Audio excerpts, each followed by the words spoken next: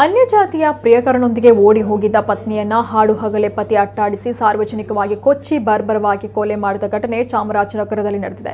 ಗಿರೀಶ್ ಎಂಬ ವ್ಯಕ್ತಿ ತನ್ನ ಪತ್ನಿ ವಿದ್ಯಾಳನ್ನ ಕೊಡಲಿನಿಂದ ದಾಳಿ ಮಾಡಿ ಗಂಭೀರವಾಗಿ ಗಾಯಗೊಳಿಸಿದ್ದ. ತಕ್ಷಣವೇ ವಿದ್ಯಾಳನ್ನ ಆಸ್ಪತ್ರೆಗೆ ಸಾಗಿಸಲಾಗಿತ್ತಾದರೂ ಗಾಯಗಳ ಪ್ರಮಾಣ ಹೆಚ್ಚು ಹಾಗೂ ಇತರ ಕಾರಣದಿಂದ ಆಸ್ಪತ್ರೆಗೆ ಆಗಮಿಸುವ ವೇಳೆಗೆ ಮೃತಪಟ್ಟಿದ್ದಾಳೆ. ಮದುವೆ ಆದಾಗಿನಿಂದಲೇ ಮನಸ್ತಾಪ ಹಿನ್ನೆಲೆ ವಿದ್ಯಾ ಇತ್ತೀಚೆಗೆ ಮನೆ ಬಿಟ್ಟು ಬೇರೆ ಜಾತಿಯ ಪ್ರೇಮಿಯೊಂದಿಗೆ ಓಡಿ ಹೋಗಿದ್ಲು ಅಂತ ಹೇಳಲಾಗ್ತಾ ಇದೆ. ಈ ವಿಚಾರದಿಂದ ಆಗಿದ್ದ ಅಸಹನೆಯಿಂದಾಗಿ ಗಿರೀಶ್ ಭೀಕರ ಕೃತ್ಯಕ್ಕೆ ಮುಂದಾಗಿರುವ ಸಾಧ್ಯತೆ ಇದೆ ಅಂತ ಪೊಲೀಸರು ವ್ಯಕ್ತಪಡಿಸಿದ್ದಾರೆ.